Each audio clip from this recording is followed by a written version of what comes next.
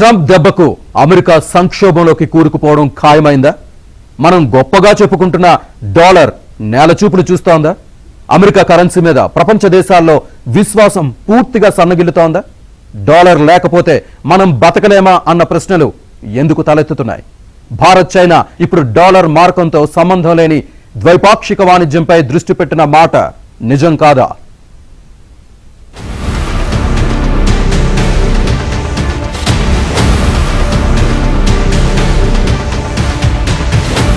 America కష్టాలకు Trump కారణం కాబోతున్నారా?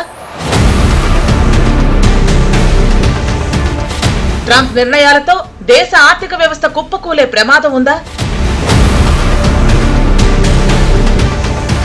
Tariff పేరుతో ట్రంప్ గందరగోళ పరిస్థితిని సృష్టించారా? అయ్యవారిని చెయ్యబోతే కోతైందన్న సామెత ఉండనే ఉంది. అమెరికాకు ఏదో మంచి చేద్దామని అధ్యక్షుడు ట్రంప్ తలిస్తే జరుగుతున్నది మాత్రం మరొకలా ఉంది. ట్రంప్ అధ్యక్షుడయ్యాక ఆయన తీసుకుంటున్న నిర్ణయాలన్నీ ఆ దేశానికే చేటు చేస్తున్నాయి. ఇప్పటికే ఆర్థిక మాంద్యంలో కొట్టుమిట్టాడుతున్న యుఎస్ ఇప్పుడు ట్రంప్ టారిఫ్ల నిర్ణయంతో మరింత దిగజారిపోయింది.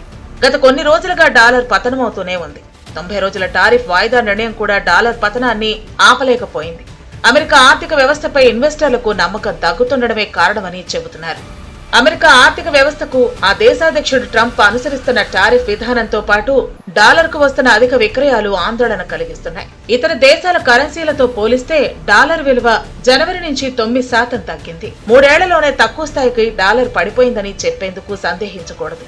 ప్రపంచ వాణిజ్య రూపురేఖల్ని మార్చాలని ట్రంప్ ప్రయత్నిస్తూ ఉండటంతో అమెరికాపై విశ్వాసాన్ని ప్రపంచ దేశాలు కోల్పోయే ప్రమాదం ఉందని ఆర్థికవేత్తలు అంటున్నారు. డాలర్ పతనం అనేది చాలా క్లియర్గా ఈరోజు కనపడుతుంది. అది కూడా కన్సిస్టెంట్గా నికరంగా కనపడుతుంది. దీనికి ఆరంభం అందరికీ తెలిసిందే.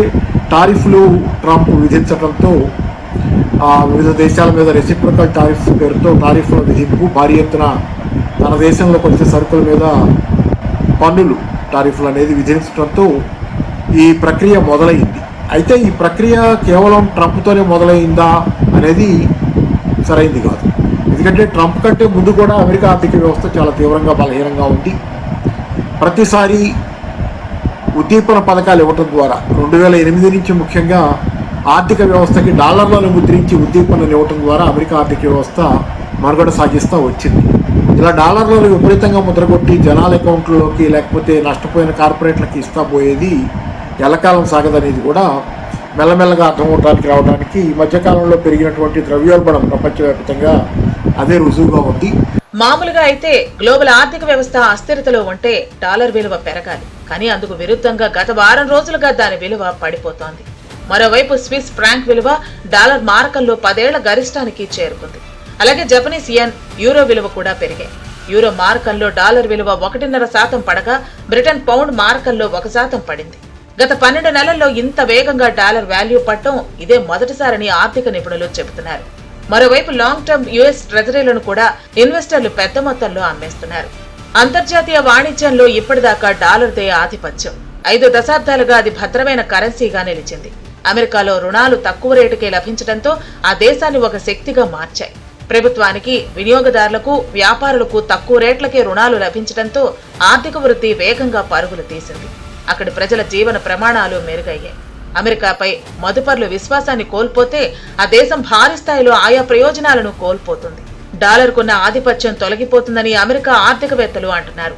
డాలర్ విలువ మరింత బలహీనపడొచ్చన్న అంచనాలు ఉన్నాయి.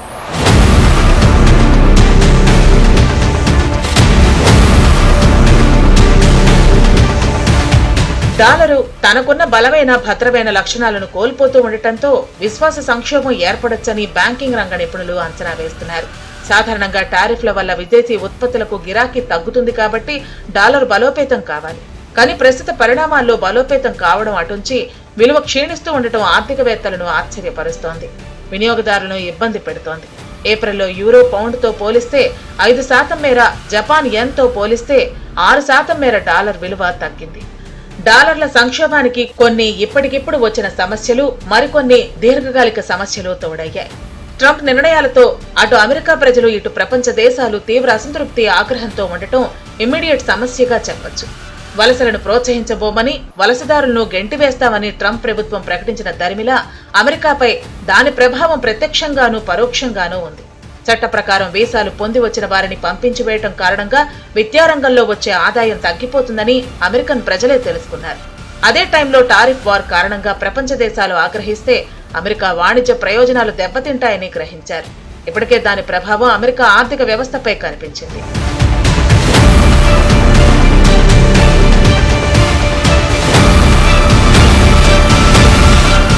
ఈ క్రమంలో కొన్ని రాజ్యాలు డాలర్తో సంబంధం లేకుండా ఇతర దేశాలతో తమ కరెన్సీల్లో వాణిజ్య వర్తక కార్యకలాపాలు నిర్వహిస్తున్నాయి. బ్రెజిల్తో వ్యవసాయ ఉత్పత్తుల వాణిజ్యానికి చైనా యువాన్లోనే చెల్లిస్తోంది. రష్యా చమురు, దక్షిణ కొరియా నుంచి ఇతర వస్తువుల కొనుగోలుకు యువాన్తోనే వాణిజ్యం చేస్తోంది. అర్జెంటీనా, పాకిస్తాన్ వంటి దేశాలకు యువాన్ రూపంలోనే రుణాలు మంజూరు చేస్తోంది. భారతదేశం కూడా కొన్ని రాజ్యాలతో రూపీ ట్రేడ్ కు ఒప్పందాలు కుదుర్చుకుంది. రష్యాతో చమురు కొనేందుకు రూపాయల్లో చెల్లింపు సూపర్ సక్సెస్ అయింది. దీంతో రుణగ్రహీతగా ఉన్న భారత్ ఇప్పుడు దాత స్థాయికి ఎదిగింది. రష్యాకి 8,000 కోట్ల రూపాయల రుణం మంజూరు చేసింది. కనీసం అమెరికాతో దగ్గరగా ఉన్న కెనడా కూడా ఈ రోజు అమెరికా కెనడా వేరు చేసి చూడలేదు. కెనడా కూడా అమెరికా మీద తిరగబడతారు. మెక్సికో అంత దగ్గరగా ఉండి బోర్డర్లో ఉండి కూడా అమెరికా మీద గట్టిగా ఎదురు తిరుగుతుంది. చైనా ఎటు కూడా ఎదురు తిరుగుతుంది. జపాన్ అనుగు దేశం అమెరికాకి. వాళ్ళు కూడా మొన్న క్రైసిస్ టైంలో టారిఫ్లు పెరిగినప్పుడు అమ్మేసుకున్నారు దాని డాలర్లను అమ్మేసుకున్నారు. వాళ్ళ దగ్గర ఉన్న డాలర్లను అమ్మేశారు. సో ఎవరు అమెరికాకి ఊడికలు చేయడానికి సిద్ధంగా లేరు. ఎవరి దేశ ప్రయోజనాలు వాళ్ళు చూసుకుంటున్నారు. కానీ ఇక్కడికి వచ్చేసరికి మనం కొంత బలహీనత చూపించి అమెరికా పట్ల అమెరికాని కాపాడితే ప్రపంచాన్ని కాపాడినట్లుగా మనం ఫీల్ అవుతాం. మనం కూడా నష్టపోతున్నటువంటి వాతావరణం ఉంది. ఈ వాతావరణం మారాల్సిన అవసరం ఖచ్చితంగా ఉంది. లేకపోయేటట్లయితే ఇప్పటికైనా వేగంగా మనం ప్రతిస్పందించాలి. ఇప్పటికి కూడా ఏంటంటే అమెరికాని కాపాడాలనే ప్రయత్నం ఎక్కువగా ఉంది. ఇప్పటికీ కూడా ఓవరాల్గా చూసినా కానీ అమెరికాకి రకరకాల రాయితీలు ఇస్తా పోతున్నారు వీళ్ళు. భారత ప్రభుత్వం ఇంత జరుగుతున్నా ప్రపంచమంతా తిరగబడుతుంది కానీ వీళ్ళు ప్రశ్నించట్లా. సో ఇది ఇబ్బందికరమైన వాతావరణంగానే ఉండగలదు. కాబట్టి డాలర్ పతనం అనేది భారతదేశానికి అసనిపాతంగానే ఉంటుంది అనేది ఖచ్చితంగా లెక్కల్లో వేస్తుంది. ఏదేవైనా ఇండియాపై 26% టారిఫ్ రేటును జూలై 9 వరకు వాయిదా వేస్తామని ట్రంప్ ప్రభుత్వం ప్రకటించడం కూడా రూపాయి బలపడ్డానికి కారణంగా నిలిచింది.